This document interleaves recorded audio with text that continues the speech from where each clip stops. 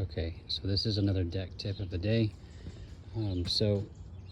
This is something that's often done for like rim joists on a deck, to make sure that they're fastened very securely in terms of the structure. You can basically do the same thing with stringers, and I think it's more secure than almost any other way, especially for the outside stringers.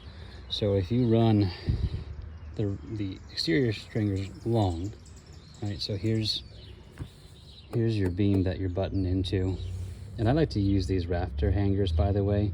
They have the concealed stair stringers, but you have to actually put the screw or the nail back through there, and it just makes it so you have to cut a lot of that off. You start shortening your tread, which is okay, but I just prefer to do it this way because you don't have to put any fasteners back through there.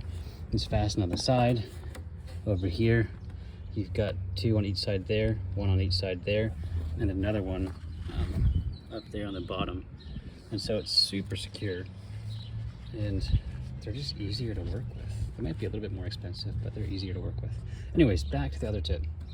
So again, typically on a rim joist, you can basically screw the outer one into the side of your ledger or your beam, what have you.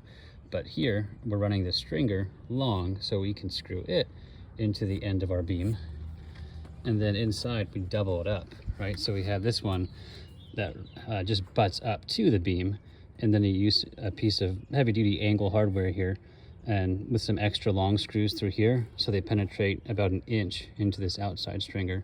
But then also along this stringer that you've butted up to it, you just put, a screw, probably 3 screws every 18 inches, and then another one at the corners.